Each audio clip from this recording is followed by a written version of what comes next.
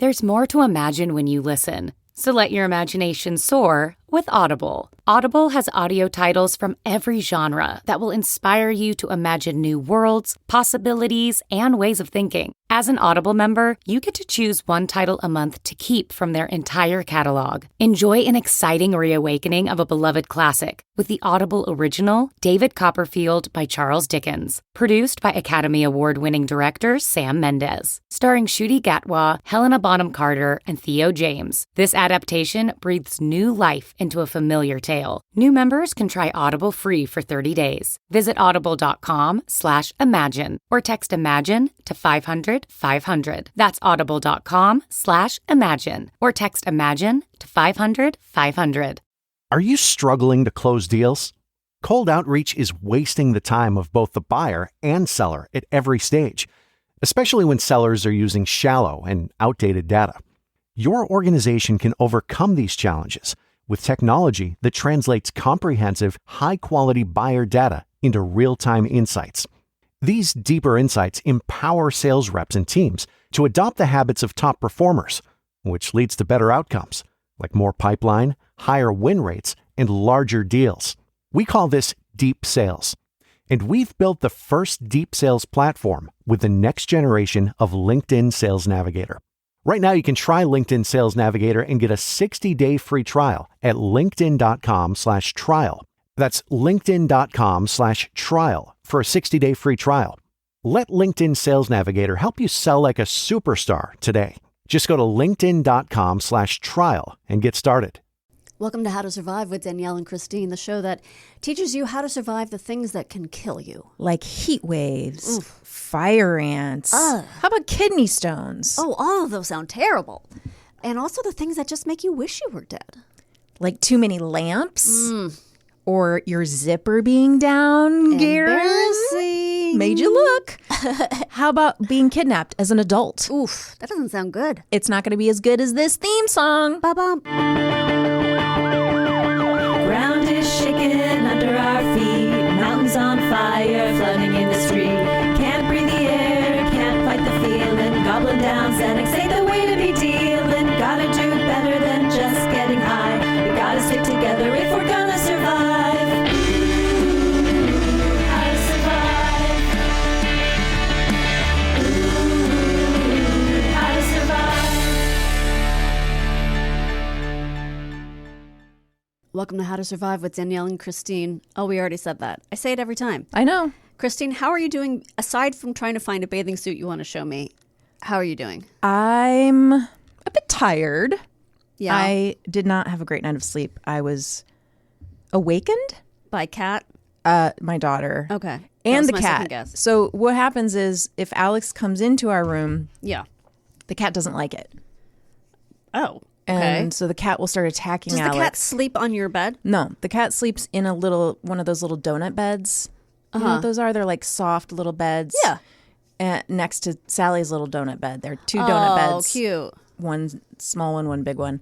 And the cat hears Alex come in and then is mad. Oh. And then will jump on Alex and start biting Alex Oh. because they're enemies. They're frenemies. Oh, well, she was so upset about the cat being, which I Yeah. think I cut out of the main part of the podcast last week, just so you know, because it was a very long podcast. But if that part wasn't in, the cat was temporarily lost. Yes. Well, he didn't think he was lost. No, He was just out on he was an having a good adventure, time. and Alex found him. Yeah. So But they're frenemies. they're Glad. frenemies.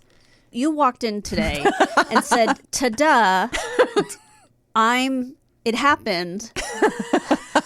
I'm coastal grandma." Yeah. Is that what you called it? Yeah. Okay, so that's a thing, Yeah. and that's how you think you're dressed today, coastal grandma. I think so. which is, as you described it, like, what's her face? A look. A look. I mean, the way I tried to explain it was like Annie Hall. What's her face? It was like Diane Keaton, Diane Keaton, at, right, at okay. Martha's Vineyard, Right. or I think it's a look. I'm not saying I don't think like Hailey Bieber's doing it right now necessarily. She will next week. She will. Oh, speaking of Hailey Bieber, Are we? So I I think can't believe there's anything to say about Hailey Bieber. Well, she did just get a French bob, it looks really good. And I looked at it and went, yeah, I should get that. And then and then you realized you weren't a 21-year-old model. And then I realized, I'm not Hailey Bieber. And I tried to make my hair, like put it up to make it like a French bob. Yeah. And I looked like a crazy, scary witch.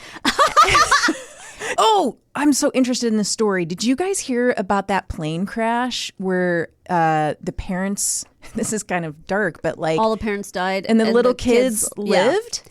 I saw the headline, but I have not yet read it. And they were stranded for days. And it was like an 18-month-old child. Yeah. And a couple other really young kids. And then a 13-year-old, I think, was the oldest. And they lived off the food in the jungle. And were they siblings? Are they all siblings? I think they're all siblings.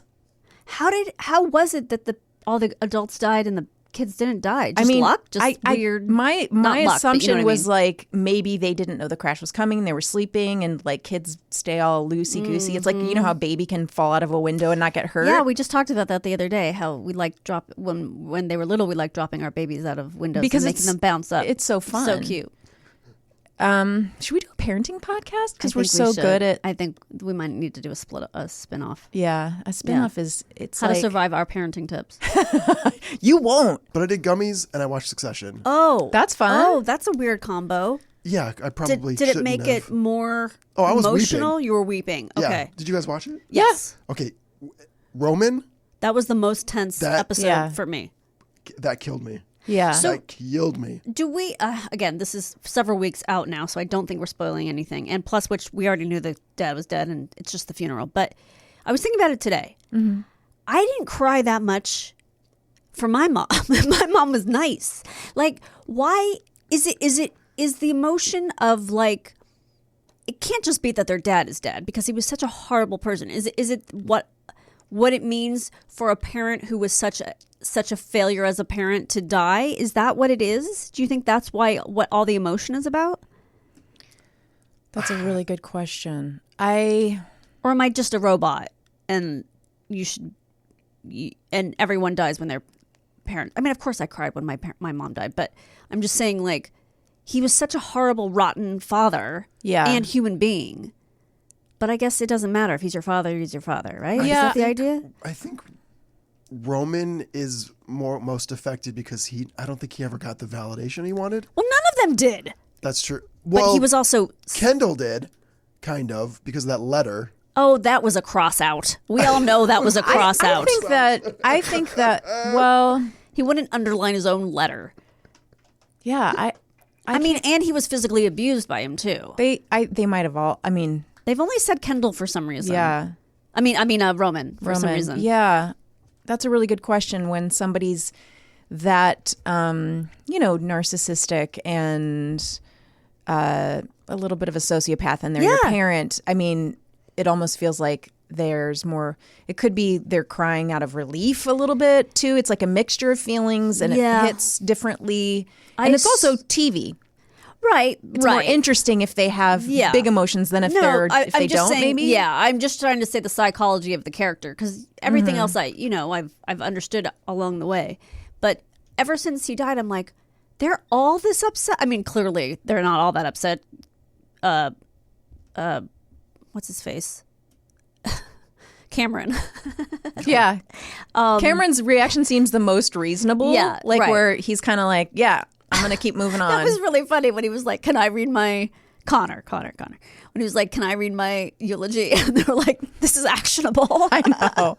Some of this stuff, it could get us sued. I love Connor and his wife together now. They're just so fascinating to me. Yeah. And she's just like... She's resigned. I like, though, that she also roots for him. It now feels she is. sweet.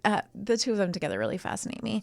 That is a really good point. Like they're sort of, even Shiv's like constant, like, I've just lost my father. Right. Seems a little bit like, that asshole? Really? That's what you guys are all up in arms about? I know. But I don't know because, I haven't lost a parent yet. Right. And so I have no idea what that feels like.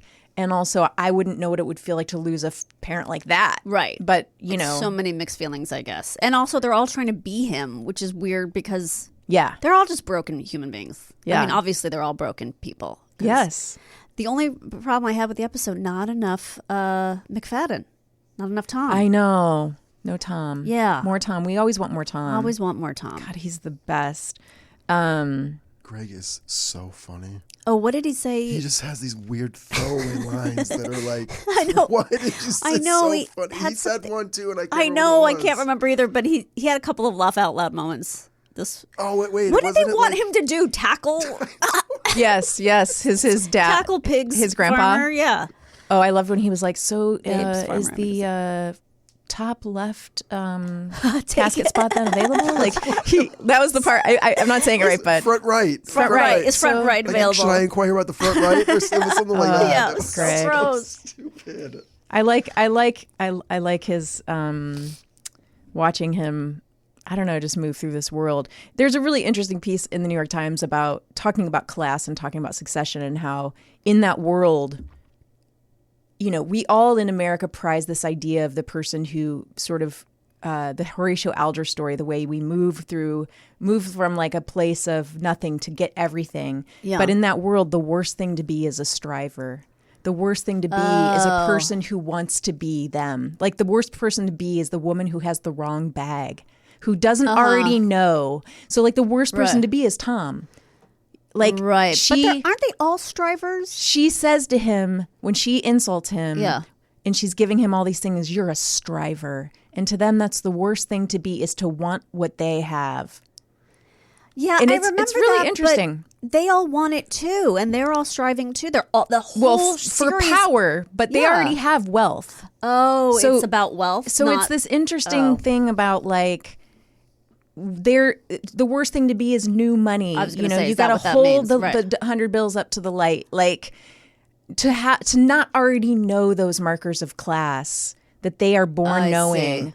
So like it's a really interesting Oh, I'll have to read that. examination of class. I'll send you the article. I thought it was really interesting. Now for something lighter. Are you ready to learn how to survive kidney stones? Well, I don't ever want them, but tell me how to not get them. Well, Garen, we know, had one. Mm-hmm. So you can pipe in whenever you like. Okay. Okay, first of all, what is a kidney stone? yeah, what is it? A kidney stone is a solid piece of material that forms in a kidney. A stone can get stuck as it leaves the kidney. It can lodge in one of your two ureters. This Wait. is going to come up Whoa. a lot. I'm I gonna have tell two you. ureters. Yeah, you have two ureters.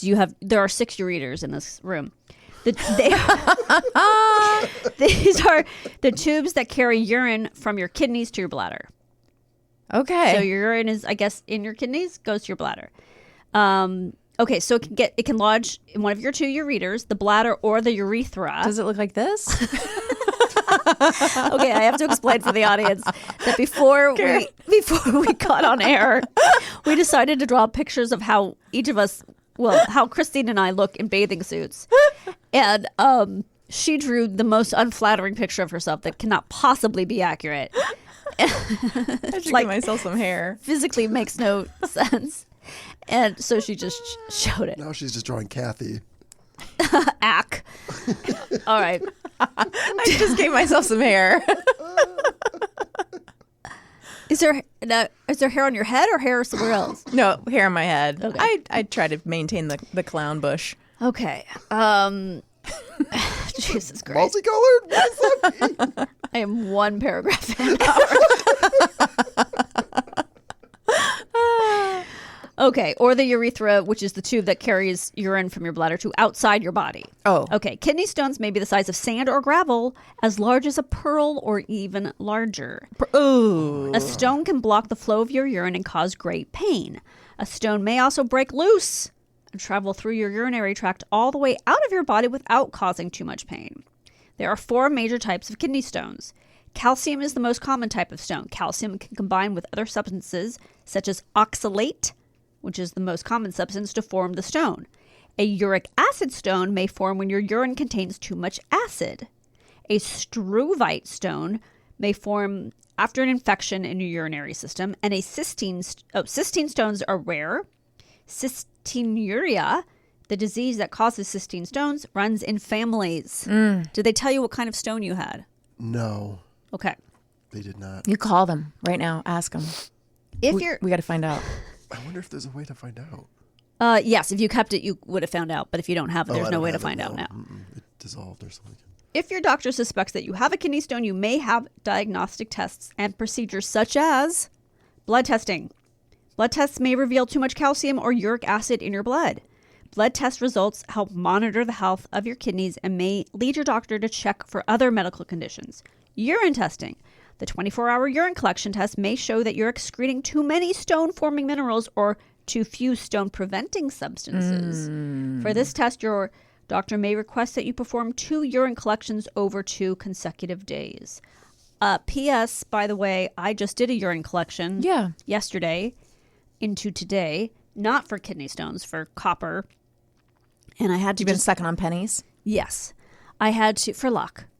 Well, obviously. I had to repeatedly pee into a thing and then put the thing and then, funnel it into a big orange container, which I then put in the refrigerator. And really? Which I kept telling Oliver was Sunny D. You want some Sunny D? Want some Sunny D? Wait. Yeah. Copper. Yeah, I've had just these neck problems and trust me, it's not going to be an issue. I'm almost positive I don't really have it. But if you have too much copper, then you can have this really, really bad, dangerous thing. I don't remember what it's called. Someone's disease. It's like an apostrophe S or something. Sjorgen's disease? Yes. Really? No, I just made that up. Oh. Okay. I mean, I just was agreeing with you because I thought you made it up. No, I think that's a real thing. Oh. Wilson? Yes, Wilson. Wilson's disease. That's exactly right. From the cartoons? The comic strip? Wilson! Yes. Okay, so you have to make sure you don't have that. I have to make sure I don't have that. Is PT for your neck? No, the PT is for my knee. Okay. I just like to know everything about you, Danielle, and I think our audience deserves to know. I may eventually have to have surgery on my knee for meniscus. But in any case... you know what I can do? I can get you through it. Been there. Yeah. And I'll tell you how many bottles of hydrocodone I have in my house. Oh, you had, wait, was that the surgery you had when you hurt yourself skiing? Meniscus? Well, no, I tore my ACL, but right. You're going to be in a similar situation. Yeah. In any case, I wouldn't do it until after the summer. So I don't know if I'm doing it or not. Okay. Imaging. Imaging tests may show kidney stones in your urinary tract. High-speed or dual-energy computerized tomography may reveal even tiny stones. Simple abdominal x-rays are used less frequently because this kind of imaging test can miss small kidney stones. Ultrasound, a non-invasive test that is quick and easy to perform, is another imaging option to diagnose kidney stones. Got it. Analysis of passed stones. You may be asked to urinate through a strainer to catch stones that you pass. Lab analysis will reveal the makeup of your kidney stones. Your doctor uses this information to determine what's causing your kidney stones and to form a plan to prevent more kidney stones. So you're saying yours didn't come out or it just dissolved within you? I think it just came out in such small pieces that I didn't even realize it. So you didn't feel them pass? It just... It's hard to explain it. It feels the same as it does while you have it, but then it doesn't. Then once it's gone, you don't feel that way anymore. So you don't actually feel it like. You don't remember the moment it. No, well, I kind of. You remember the moment the pain stopped? Yeah, it was like that. I was like, that must be it because it was just different. I don't know how to explain it. Go ahead. No, I just said you're a lucky one that it just passed naturally. Yes. Can I ask you a question? Is it the pain is all the time or the pain is when you pee? The pain is when you feel like you have to go pee, which is a lot because there's something there. So your body's like pushing go pee, on it. Go push it out, right. Go push it out. But oftentimes you don't have to pee. I'm just like this. Well, nothing's happening. So kind of like a UTI. That's what a UTI kind of feels like. It's a constant pressure of feeling like you have to go. And then when you go, it could be just drops. Yep. And then that hurts too, though, with a UTI, is that it really feels painful. Okay, fluids. Drinking a lot of fluids is important for treating and preventing all types of kidney stones. Staying hydrated, having enough fluid in your body, will keep your urine diluted. This makes it harder for stones to form. Okay, water is best. But you can also drink ginger ale, lemon lime sodas, and fruit juices. I know that sounds weird, but drink enough liquids throughout a day to make at least 2 quarts of urine every 24 hours. Now, on the scale, on the bottle, I made something like 1,000, but I don't know what that means because it wasn't quarts. No, it wasn't 1,000 quarts. I wouldn't have been able to lift that. How are you stuff? It wasn't ounces. I don't know what it was. Milliliters, maybe? Milliliters, maybe. ML? Yeah, it didn't say. It just had numbers on So it. how are you supposed to know if you made 2 quarts? Well, I don't know. I guess you could measure 2 quarts, but I don't know. It's a good question. Drink enough to have light-colored urine. Dark yellow urine is a sign you are not drinking enough. Limit your coffee, tea, and cola to 1 or 2 cups a day. Caffeine may cause you to lose fluid too quickly, which can make you dehydrated. Diet and calcium stones. Follow these guidelines if you have calcium kidney stones. These are the calcium ones. Okay. Which, again, you probably wouldn't know until you passed it, but maybe you have more than one. Drink plenty of liquids, particularly water. Eat less salt. Have only 2 or 3 servings of foods. Have only 2 or 3 servings a day of foods with lots of calcium, such as milk, cheese, yogurt, oysters, and tofu. Try to limit your servings of oysters to 2 or 3 days. I'll do my best. Eat lemons or oranges or drink fresh lemonade. Citrate in these foods prevents stones from forming. So you want acid. My husband is so interested. He's not going to have calcium stones because of all those popsicles with their pineapple and like all of the lemonade he drinks. Yeah, he has this like weird craving constantly for tart stuff. Does he eat cherries? Cherries are nice and tart. Yeah. Limit how much protein you eat. Choose lean meats. Eat a low-fat diet. Okay. Okay. Do not take extra calcium or vitamin D unless your provider tells you to. Watch out for antacids that contain extra calcium. Ask your provider which antacids are safe for you to take. Your body still needs the normal amount of calcium you get from your daily diet. Limiting calcium may actually increase the chances that stones will form. Ask your provider before you take vitamin C or fish oil. They may be harmful. If your provider says you have calcium oxalate stones, you may also need to limit these foods that are high in oxalate, like rhubarb, currants, canned fruit salad. Canned fruit salad. What is this, What is it, grade school? 1979? Yeah. Del Monte? Oh, canned fruit. When was the last time you had canned fruit Grade salad? school. Right? Grade school, I'm sure. Yeah. Yeah. Okay, that'll be easy to limit. Strawberries and Concord grapes. Vegetables, beets, leeks, summer squash, sweet potatoes, spinach, and tomato soup. Drinks, tea, and coffee, or instant coffee. Okay, that's interesting. Ugh. And other foods, grits, don't kiss them or eat them. Tofu, nuts, and chocolate. Diet and uric acid stones. Avoid these foods if you have uric acid stones. Alcohol, and this is alphabetical order. Alcohol, anchovies, asparagus, baking or brewer's yeast, cauliflower, consomme, gravy, herring, legumes, mushrooms, oils, organ meats. Oh! It's going to be hard to give up. Sardine, spinach. Okay. You know what was really funny? What? You said cauliflower. What do you, did I say it wrong? No, that was just cute the way you said it. What did I? Cauliflower. How else would you say it? Oh, well, I say cauliflower. What do you say? I said cauliflower. Oh, now I can't say. It was you There's said too much cauliflower. influence. Oh, yeah, you're 'Cause right. That sounded right to me, but also you. Cauliflower. Yeah, that Well, does sound weird. let me Cauliflower. just say it in a sentence like I'm going to the store and pick up cauliflower. Cauliflower. No, you're right. But cauliflower is adorable. It's probably because I'm watching Junior Bake Off, and they say things weird because they're British and they're children. Would you like to make some cauliflower? It's not the first time I've done well in the Technico. There's a severely defensive, emotional child who finally got kicked out. Oh my God.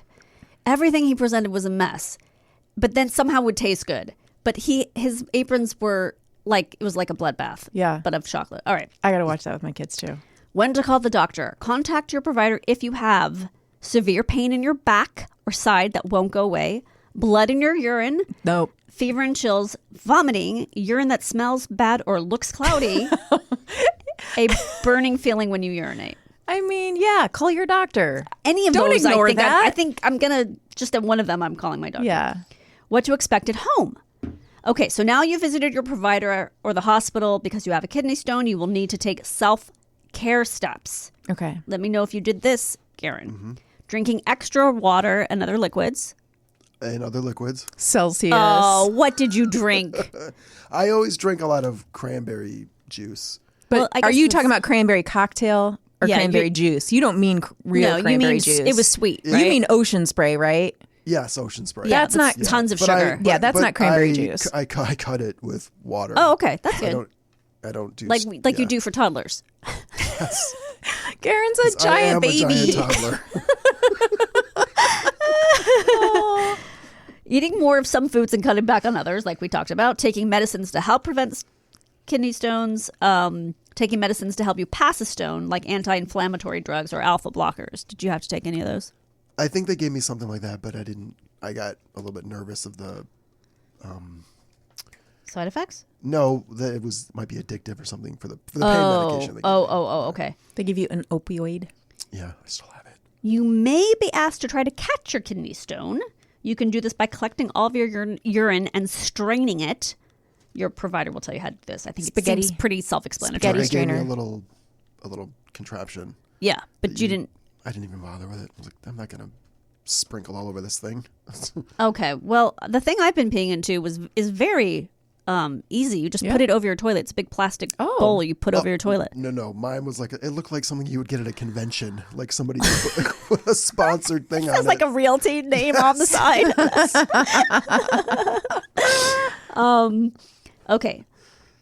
Okay, so now we're talking about large stones and those that cause symptoms. Kidney stones that are I can't stop doing Kegels.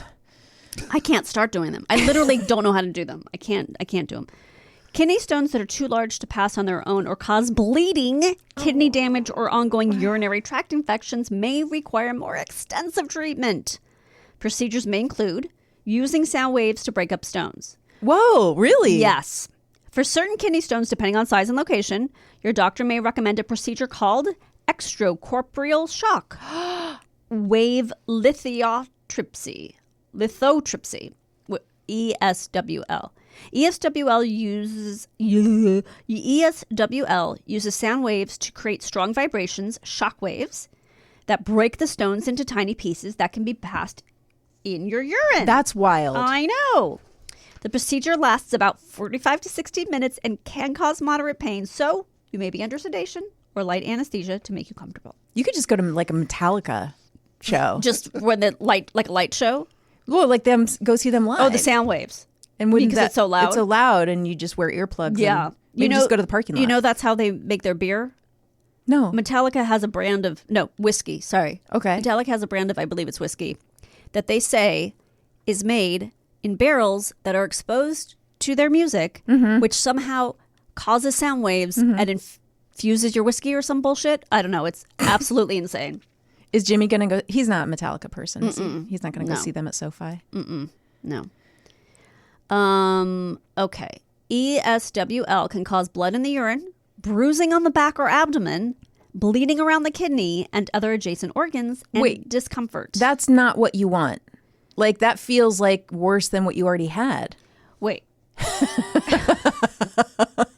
Yeah, but it can cause all that, I guess. Okay. Yeah. Well, you know what? Maybe I will go to the Metallica concert. That does sound kind of crazy. Like, that does sound like it's maybe worse than what you already had. All right. Surgery to remove very large stones in the kidney. So you might have to have surgery if it's not passing. Well, it sounds better than doing the sound waves that are going to fuck me up even more. Yeah, that's true. A procedure called, are you ready for it? Yes. Percutaneous. That sounds like a character in Harry Potter.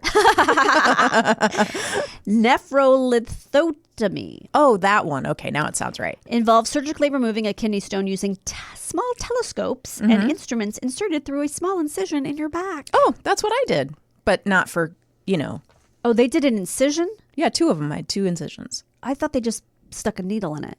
No, they made 2 cuts. Oh, I'm so sorry. And that then didn't work. they went through. Well, you know what? What? I feel a little bit better. Oh, good. Maybe it just took a little while. And I had a Zoom appointment with the surgeon, and he actually said it can take up to 3 months, and the relief is gradual. Is there a reason you weren't given this information before? I guess because he sucks. Yeah. So I hate when they do that all the time. Ugh. It would be nice to know that, because I was just like, well, this didn't work, because you would think it would just be better right away. That's infuriating. Okay, you will receive general anesthesia during the surgery and be in the hospital for 1 or 2 days while you recover. Your doctor may recommend the surgery if ESWL is unsuccessful. Okay. Using a scope to remove stones. To remove a smaller stone in your ureter or kidney, your doctor may pass a thin lighted tube, a ureteroscope, equipped with a camera through your urethra and bladder to your ureter. No. Put me under for that. You've had a catheter, right? No. You've never cath. Do you cath? Hey, how often do you like to cath? I like to cath when I watch Succession, so I don't have to get up. No, why would I have had a catheter? Well, I had to have one during childbirth because I had what's it called when they do the block in the back for pain? Spinal. Epidural? Yeah. When I had an epidural, they did a catheter. Maybe I did. I don't remember. And it don't sucked. Think so. Why do you need because you can't, why do you need a catheter? Isn't a catheter to collect your urine or something? Yeah. Why do you need that if you're having an epidural? Maybe I didn't. I don't know. Maybe they just filled a bag. I've had one. With I've had lemonade. one once and it sucked and I don't ever want it to happen again. All right. To remove a smaller stone, so once the stone is located, special tools can snare the stone or break it into pieces that will pass in your urine. Your doctor made them place a small tube, a stent, in the ureter to relieve swelling and promote healing. You may need general or local anesthesia during this procedure. I'll take both. Here's another one. Parathyroid gland surgery. This is so weird. Some calcium phosphate stones are caused by overactive parathyroid glands, which are located on the four corners of your thyroid gland just below your Adam's apple. I guess they're assuming you're a man. That's why they always touch this, when you go to your gyno and he's like, okay, I'm going to feel your thyroid. Yeah. When these glands produce too much parathyroid hormone, your calcium levels can become too high and kidney stones may form as a result. Hyperparathyroidism sometimes occurs when a small benign tumor forms in one of your parathyroid glands, or you develop another condition that leads these glands to produce more parathyroid hormone. Removing the growth from the gland stops the formation of kidney stones. Or your doctor may recommend the treatment of the condition that's causing your parathyroid gland to produce the hormone. Okay. To begin there's with. so many ways things can go wrong with us. Okay, are you ready for a story? It's kind of long, but I cut some out. You know what, Danielle? I have all the time in the world for you. Okay. I woke up at 6 a.m. on a sunny Saturday morning in June, feeling like I had to pee, but when I went to the bathroom, nothing happened. If this doesn't sound that strange to you, let me add that I was 20 years old at the time and a college student, more used to going to sleep at 6 a.m. than waking up at that time. Then I noticed a growing pain in my back. Within minutes, it was so debilitating that I was hopping around, bending over, stretching, moaning, anything for relief. I took some Advil, but knew it would take at least 20 minutes to start working if it would help at all. After a few more minutes of intensifying pain, I was worried something very serious might be wrong. My appendix might be bursting or who knows what, so I called 911. According to doctors, this is the right move, of course.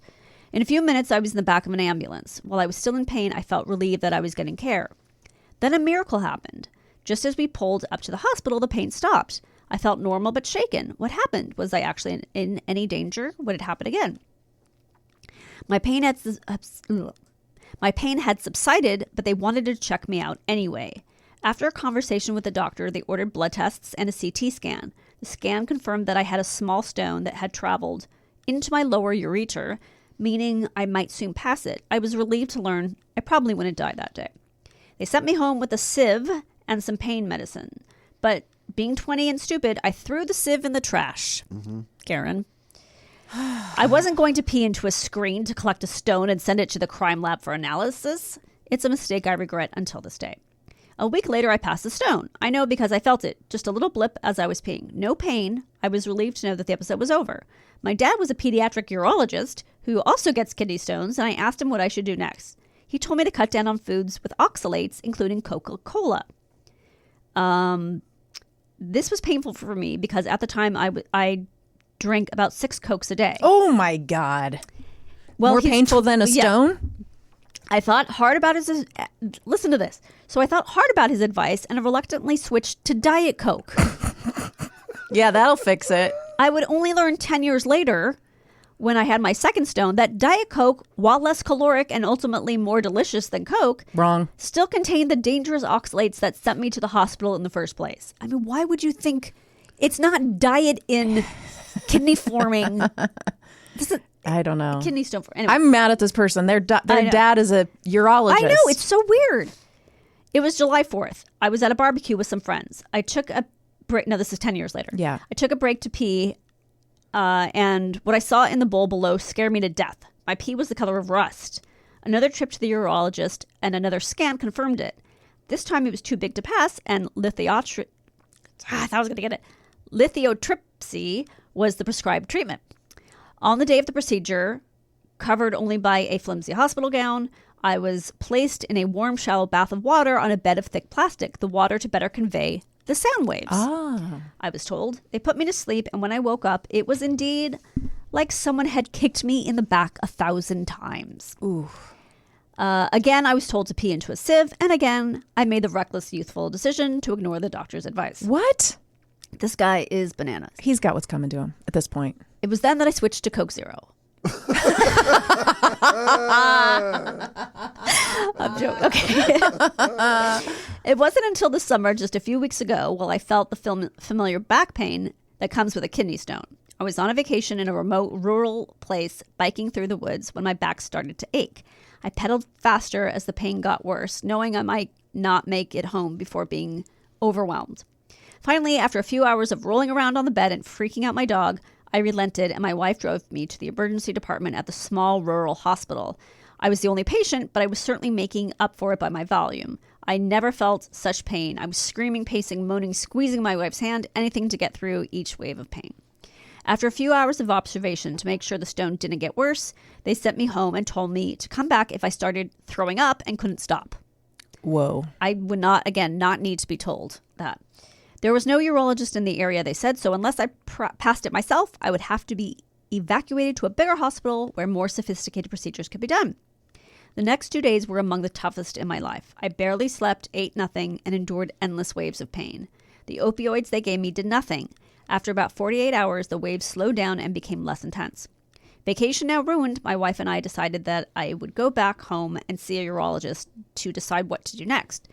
We did not get a CT scan at the hospital, so we didn't know how large the stone was or where it was. Through my primary physician, I got a referral to a local urologist and saw him the next day.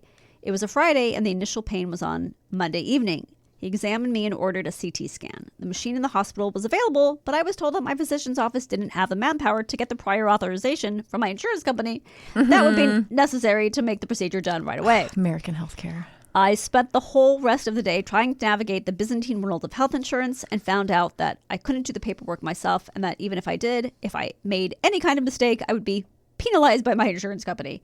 So I found an outpatient center that would take a credit card and had it done there. Oh my God. Looking over the radiologist's shoulder, I taped a video of him scrolling through the scan and identifying my stone, 3 millimeters, halfway down the ureter. That was 3 weeks ago from when I write this. As far as I know, my kidney stone is still with me. I have been dutifully peeing into a sieve. I haven't caught the source of so much pain, but when I do, you can rest assured that I will not let instinct take over and throw it out the window or send it to a watery grave in the sewer system. I will send it to the proper authorities to face justice.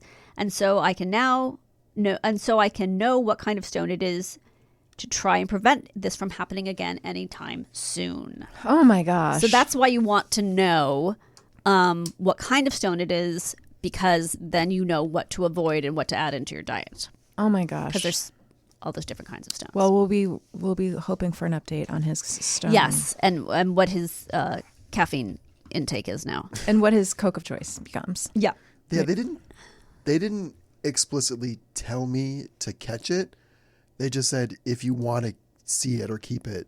Well, I don't know why you would want to. Like to make a necklace out of? I guess. I don't know. You can use your little sieve thing, but They weren't direct about it. Yeah, they didn't say catch it so we can bring it back to us. Also, the pain that you get doesn't happen when you piss it out. Yeah. It's when it's moving. Yeah. From your kidney. You may have even said this or whatever, but that's where the real pain is. And I didn't have it it was painful, but it wasn't as painful as that guy's was or what people say it was. I guess mine were small enough. But it was just intense, extreme discomfort. Yeah. Like if I tried, I'm just going to go to sleep and the pain will go away. You can't, because it hurts and you're moving, and it just wasn't like I wasn't screaming out in agony or anything, but it was like I got to get up and walk around or something. Yeah. Like walk the pain off or something. Thank you so much. You're welcome. We'll be right back with our guest. Yes.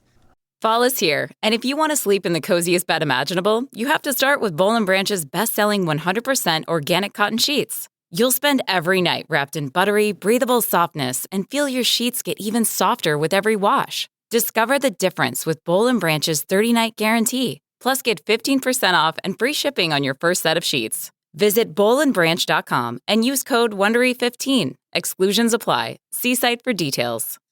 Canva presents your work horoscope for this week. Deadlines are in retrograde, which we all know can bring some intense energy. Our advice: fend off this forecast with Canva. Like Canva whiteboards to counter creative blocks, and Canva docs for clarity in communications. If you have any sales deals coming through, results will be in your favor with Canva presentations, manifesting many wins for you. It's a great week to love your work at canva.com. Welcome back to How to Survive with Danielle and Kristine. Danielle. Kristine. Did you enjoy your break? I did. My bladder enjoyed it, and no kidney stones came out. Let's avoid that. We don't want to be a Garen. No. Don't be a Garen. That'd be a good shirt. Don't be a Garen. Don't be a Garen. By the way, my bank wrote me responded to a message, and they called me Garden. I saw that, and I saw that you were upset, but I think you should take it as a compliment because it means they're listening to this show, even though they spelled garden wrong. Yeah, that's what I was like. When I said that, I was like, wait a minute. Maybe they're a fan. They're trying to be funny. I think we should pretend that's what happened. Yeah, let's do that. Yeah. How can you get... Yeah, well... It's literally in the first email. I know. Listen, I know. Well, did you have a good break? I enjoyed it thoroughly. Did you? We talked about makeup, and we've talked about bathing suits and makeup today. We're so girly. We're so girly all of a sudden. It's weird. Well, all I want to know is all your selects. Like once you get your selects, your suit selects. Oh, you got to send them to me. I don't know that I don't actually think I need a bathing suit. It's not about need. I know, but to me, it's like every year you get a new suit because. Oh, you do? Not every year. No, okay. I can't put myself through it every year. Yeah. I would say like every pretty traumatic couple years because if there's anything you should feel good in, it's a suit. Yes. So you really want to love it. Like it's like jeans. Yeah. You know, it's like you want to have a pair of jeans you love. Yeah. You want to have a suit you feel good in. As best you can feel in a bathing suit. I have a helper suit. So it's got yeah. It's got whalebone. It's got bells and whistles. Yeah. It has some sort of internal corset structure. Yeah. It's not a corset, but it has it's tight and then it's ruched in front. Mm-hmm. It's flattering. It does It pushes the job. things up and squeezes things in. Yes, exactly. And then I keep seeing this thing on Facebook where it's an ad where these people are in a one-piece bathing suit and they pull some string in the back and then it goes... Oh, yeah. Sucks you all in. I've seen that. Yeah. It's like the suit that looks good on everyone. Yes. And I'm like, let me prove you wrong. I know. That's kind of what I thought. I was like, well, it looks good on these really curvy women who have really, nice racks. I don't know if it's going to look good on me. Maybe. But I don't know. Anyway. There's only one way to find out. Yeah. Is buy it. I have to buy the Facebook ad. Buy the Facebook ad. You know what I mean? Buy something from Facebook. I did it once. I can't remember what it was. I actually did buy something from a Facebook ad. I can't remember what. But anyway. Well, let us know. Okay. We'll post the pictures. Able to search that back. Yeah. We'll post the pictures of Danielle in various bathing suits on our Patreon. Oh, that's never happening. That you can't afford how much that would cost a month. So before the break, yes, we talked about how to survive kidney stones. Now we're going to talk about how to survive kidnapping. Very similar. With our very special guest, Ted Hardwick. Welcome to the show, Thank you so Ted. much Thank you for very coming. much. Thank you very much. So let me give your bona fides. Is it bona fides or bona fides? I think either is acceptable. I've only heard the second, So but I if like you're from the South, it's bona fides. It's bona fides. Maybe it is bona fides. It depends on where you went to law school. So Ted, I know from a million years ago doing sketch comedy at Acme Comedy Theater, but he has an interesting life because first of all, he has this great character called Teddy Town, which is like a lounge singer. He's like a lounge old nightclub guy. Yes, yeah. which my son made a character He really did. for. One of my He makes these like action figures for movies that don't have action figures, but he actually made a big one, a tall one for Teddy Town. And the interesting thing about Teddy is he's a performer, but he's also Ted, sorry. That's all right, anyway. He's also behind the scenes as a set dresser, and you've done like 90210 Correct, and yeah. Criminal The Bodyguard, Minds. Criminal Minds. Yeah. Set dressing is furniture moving. Yeah. We bring everything in, you know, Right. whether it's the dumpsters in the alley or the sofas and the lamps. It's all about lamps. It's all about lamps. Well, a living room will have one sofa and Yeah. 8 or 9 or 10 lamps. You know what I mean? If you just look at your own house. I don't know if you're sparse or whatever, but lamps pile up. So that's where we're the It's lamp a career people. of lamps. It is. Well, this is somewhat of an anniversary for you. Or, That's right. Okay, so this gets into our story. Yeah. So you tell the story. I purposely didn't want to know too much about the story Okay. before, so I don't really know what happened. So you walk us through what happened. Okay. Well, 40 years ago this morning. Wow. This morning. Oh my God. Yeah. I was a student at Chapman College. It was Chapman College back then, and now it's Chapman University, Yeah. which is in the city of Orange, like just Yeah. down the street from Anaheim Stadium, and another mile to Disneyland kind of thing. In fact, so many kids at Chapman worked at Disneyland for their part-time jobs that one of our nicknames for Chapman was Chipmunk College. That's still the case. A lot of kids work at Disneyland. But so there I was, and it was the last day of final exams. Is this freshman year? Senior year. Senior year. Okay. Yeah. And I had a final exam to take. And this final exam I had actually postponed for a little bit because of another reason. And I had permission from the professor to take it with a different class. And so that was going to be like at 8 o'clock in the morning. Okay. So I was going to drive to campus. And I started on my way. And I didn't get very far before I noticed that a really good friend of mine, Candace, and this goes into a thing that's happened in my life where Candace, her dad was Telly Savalas. Okay. And she was like one of the first people eventually that I met over time, like 6 or 7 women who are the daughters of celebrities. Oh, okay. Including okay, yourself. I see. So for You those just collect them. for those who don't know, Telly Savalas was Kojak. He's Correct. Love You Baby. Love You Baby? What is it? With the lollipop. Who Loves You Baby? Who Loves You Baby with Yeah. the lollipop. Okay. And so she was walking with her roommate, and I decided to pull over and see if they wanted a ride to campus. Okay. And as I'm pulling over, driving my dad's 1969 VW bus Whoa. Okay. in 1983, which we bought Wow. brand new. And when we bought it, I could walk around in it. I was like, 8 yeah, years old. yeah. And so I'm driving the bus, and I pull over. And as I'm pulling over, I notice out like the corner of my left eye that somebody is, can I cuss? Yes, absolutely. Is fucking running. Okay. Flat out, go. Running as hard as I've ever anyone seen. So he kind of goes, by my periphery in this as I'm pulling up and still kind of moving and looking at them. And I look back in my rearview mirror to see where this guy's gone, and I don't see him anymore. And he comes up the passenger side of the car Okay. and just jumps in the front seat of my car. Oh my God. So Candace and her roommate had not even had a moment to approach the car Right. yet. And he jumps in, and I'm sorry, I got out of breath already. So he's completely out of breath and agitated, and he's rocking in the seat, and he's going, "You're my ride, you're my ride, you're my ride, you're my ride, you're my Oh ride." my God. And I'm like, "What?" And he said, "I just jumped off a jail truck, and you're my ride." A jail truck? He jumped off of my a work God. detail truck that was out in Oh the neighborhood. my God. He's an escaped prisoner. He's an escaped prisoner. Holy shit. Yeah, Oh my God. Okay. yeah. So Is he in a prison uniform? Well, of that's the sorts? funny. Well, it's one of the Okay. funny things because Candace later on in remarking, she didn't even tell anybody, But she says to her roommate, "That's a really cool T-shirt. I wonder where he got that. I'd like to have one." O.C. Jail is what it says across the back of this shirt in orange letters. And she just thinks it's cool. She thinks That's it's such a like some cool ironic T-shirt. thing you get from Oz. You have to earn it. I guess, yeah.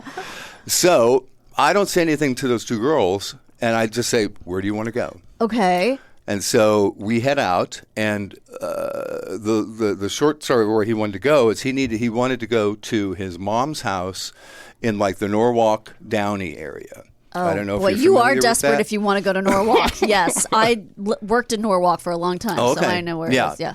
And this is from City of Orange, and so he told me where to get on the freeway. And we're heading out that way. And if this route that we were going on, I at one point sort of reminded him that we're going to go right by the backside of the jail that you just escaped from. You might So want to take don't a detour. think I'm freaking, But he was like nervous, scared, and eventually my whole thought was like, keep him calm, keep this person calm. He's never threatened me. He didn't have a weapon. Right. He was just scared. Right. You know? And so I'm like, I'm going to take this guy where he's going. You're smart. Well, to like I remain said, calm and make him calm. Yeah.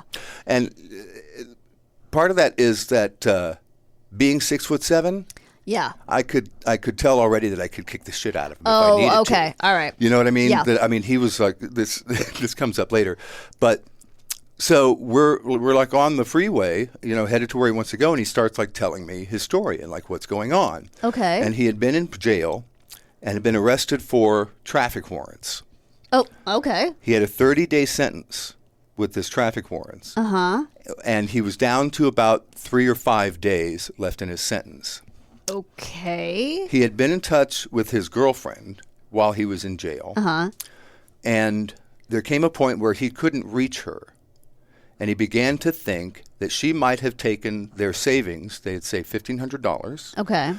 And that she might like have taken that money. And That's what he was road. thinking. Right. Yeah. So he explained to me that he got some jailhouse advice. Best kind of advice, Yeah. right? Yeah. That if he jumped off of his work detail, took care of his problem, and turned himself back in by like 6 p.m., there'd be no problem. Oh my God. So he's telling me these things. That you couldn't even get away with that like at boarding school. Yeah. Like what makes them think?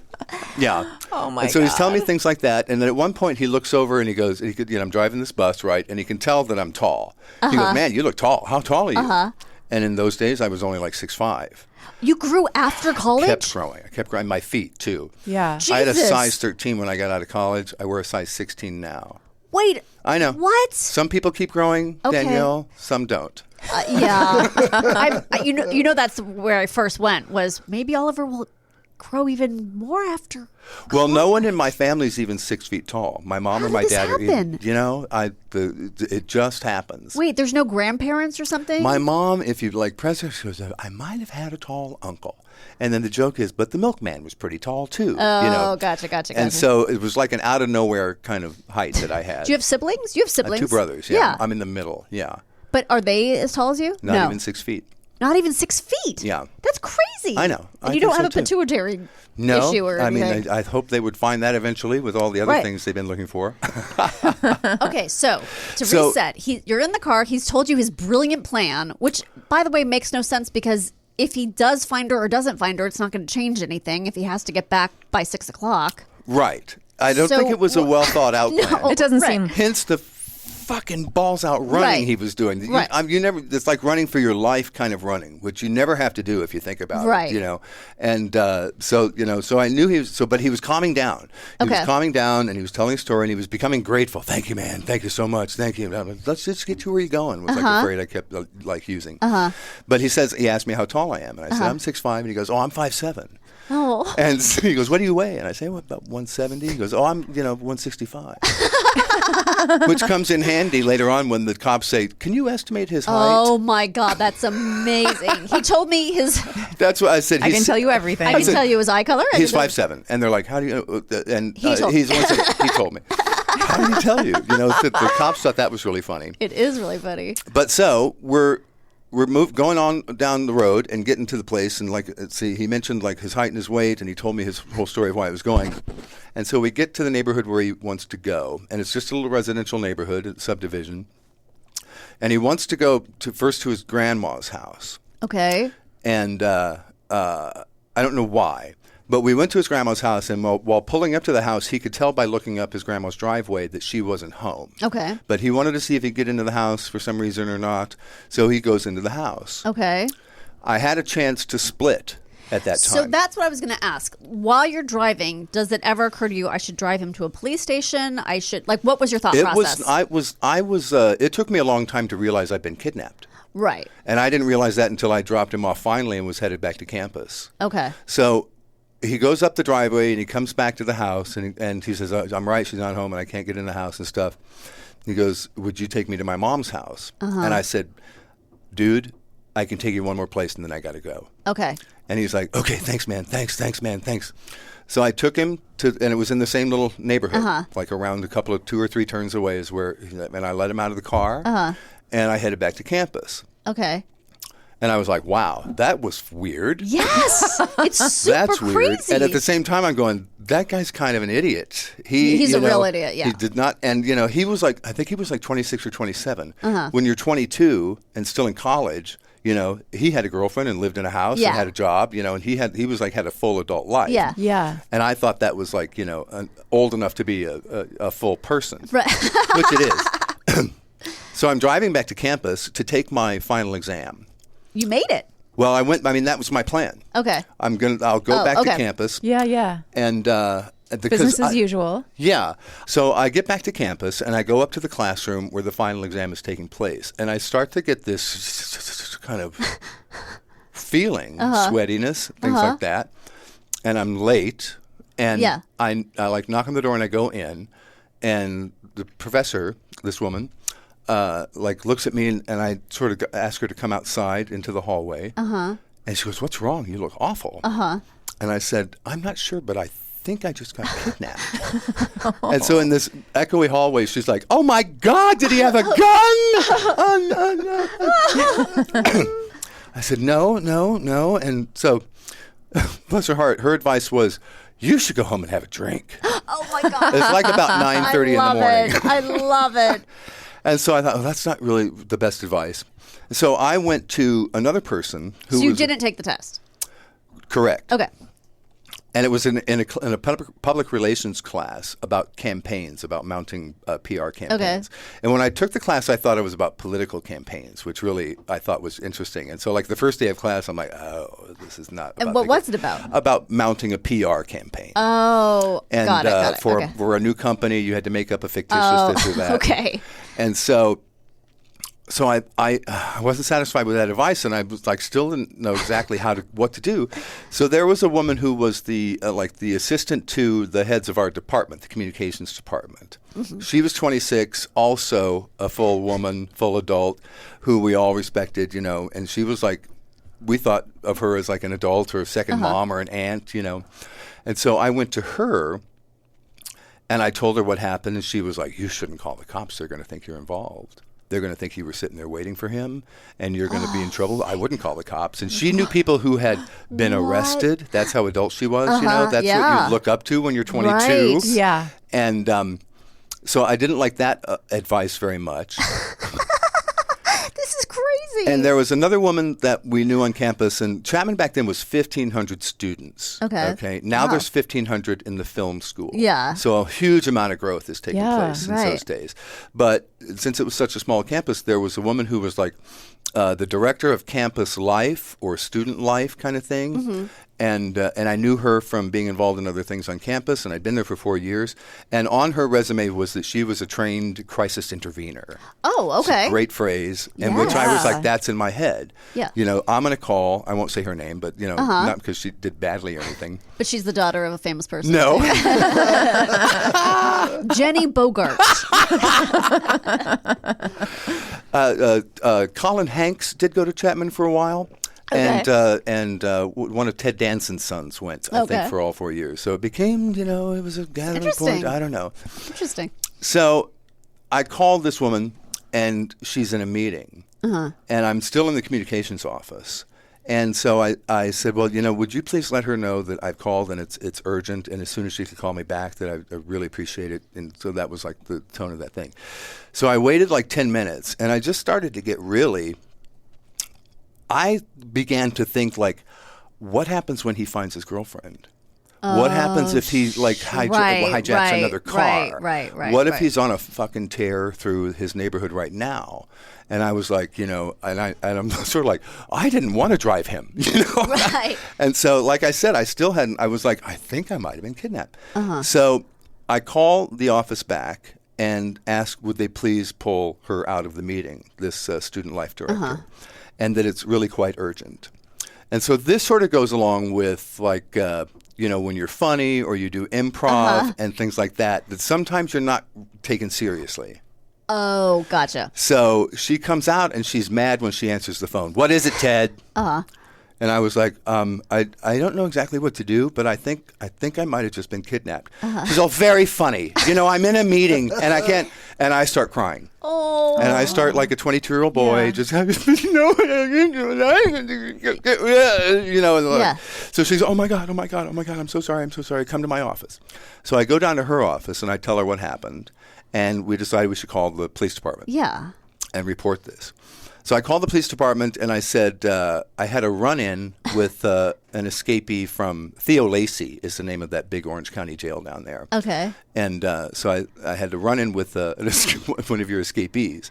And so they seemed to know what I was talking about, like right away. And so the campus is like really close to the police department. Mm-hmm. And so the same street where I had been kidnapped from, if you continue on down that street, you go past the back of the campus and you eventually, like, the police department is on your left-hand side, little police department.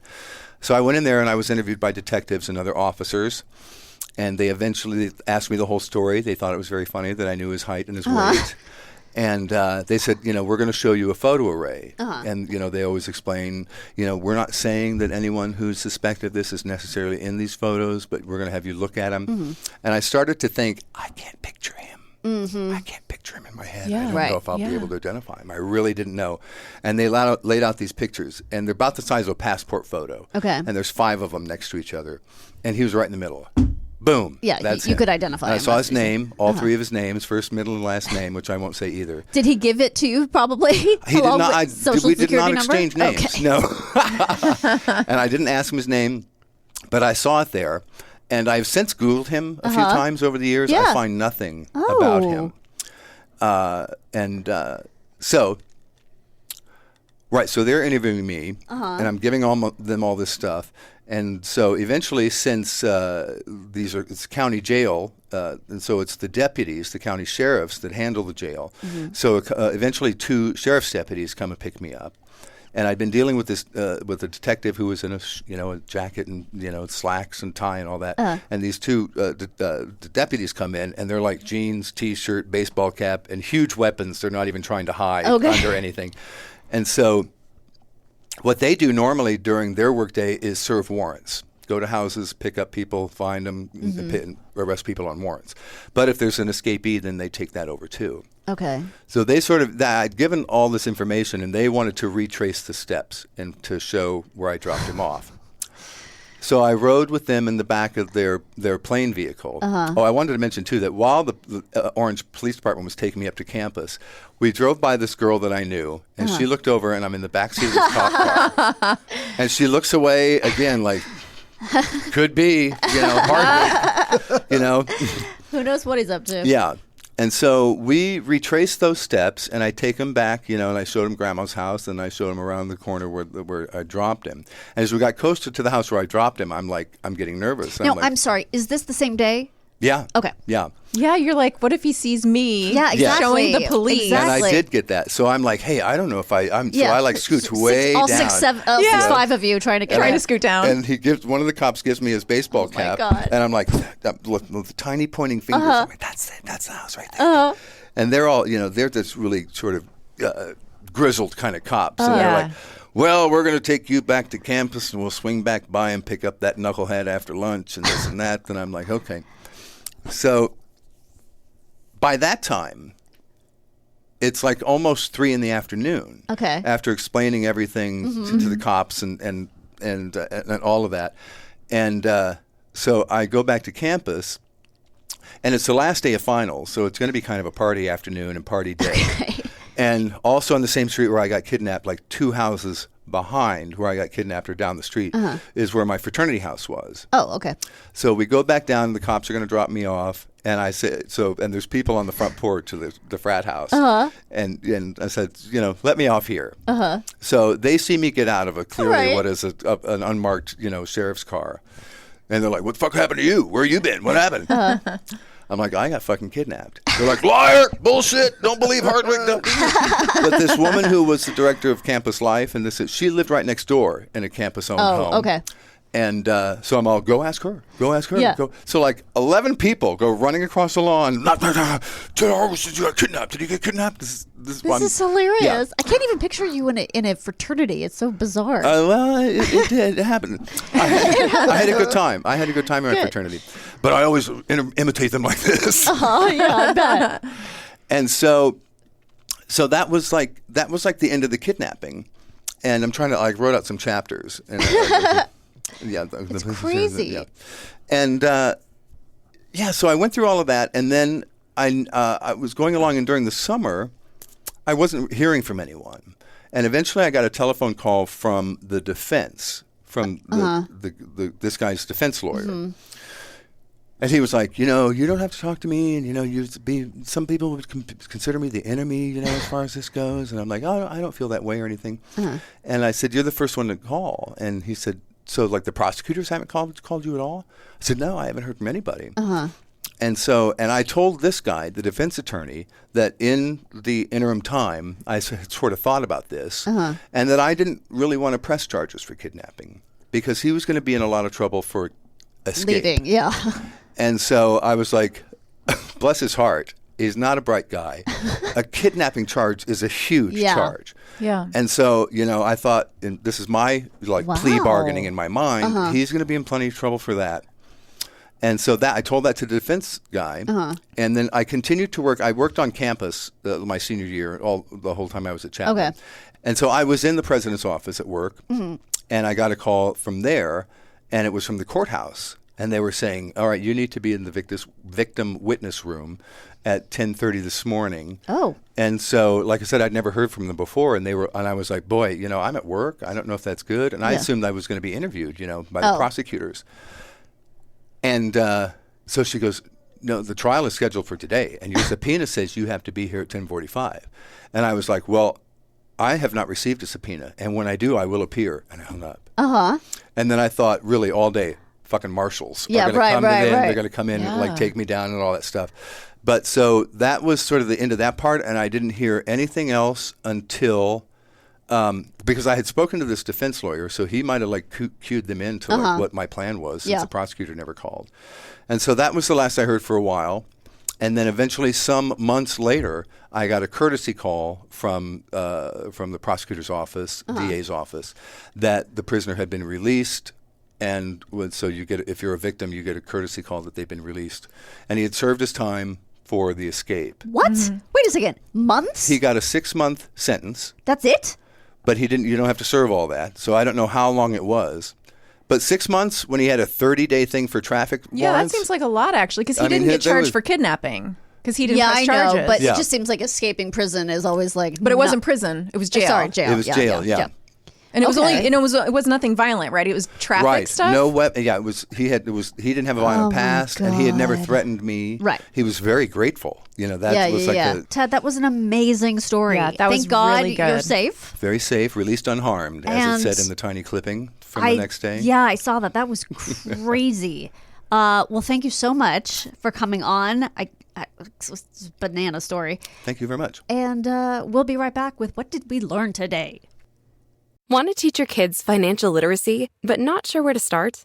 Greenlight can help. With Greenlight, parents can keep an eye on kids' spending and saving, while kids and teens use a card of their own to build money confidence. As a parent, you can send instant money transfers, set up chores, automate allowance, and more. It's a convenient way to run your household, customized to your family's needs, and the easy way to raise financially smart kids. Get started with Greenlight today and get your first month free at greenlight.com/Wondery. This podcast is brought to you by eHarmony, the dating app to find someone you can be yourself with. Why doesn't eHarmony allow copy and paste in first messages? Because you are unique, and your conversations should reflect that. eHarmony wants you to find someone who will get you. How are you going to know who gets you if people send you the same generic conversation starters they message everyone else? Conversations that actually help you get to know each other. Imagine that. Get who gets you on eHarmony. Sign up today.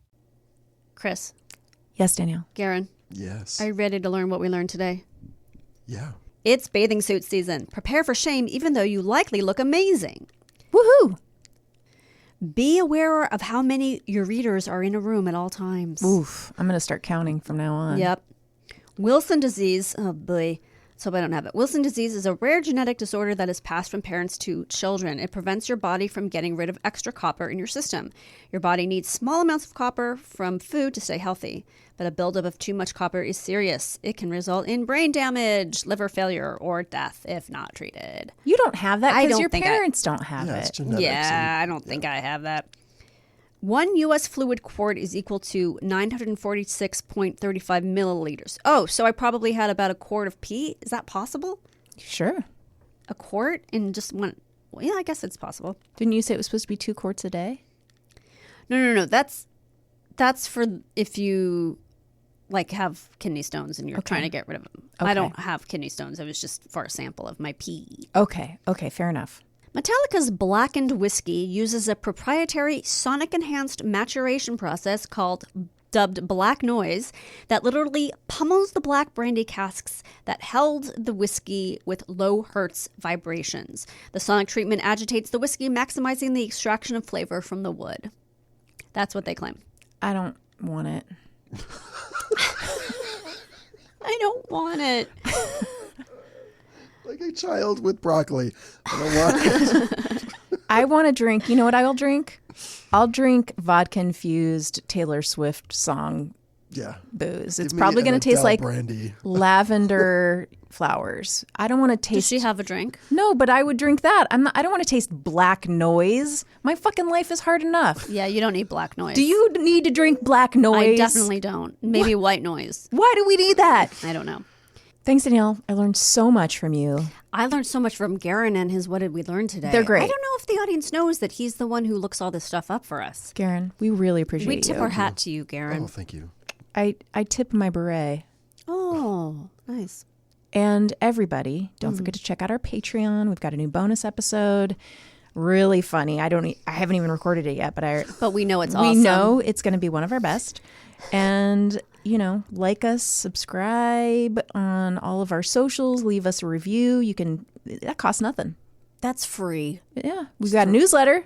Yeah. Check it out. Let's do it. Let us know if you have Sign any up. questions. Just until next time, Remain calm.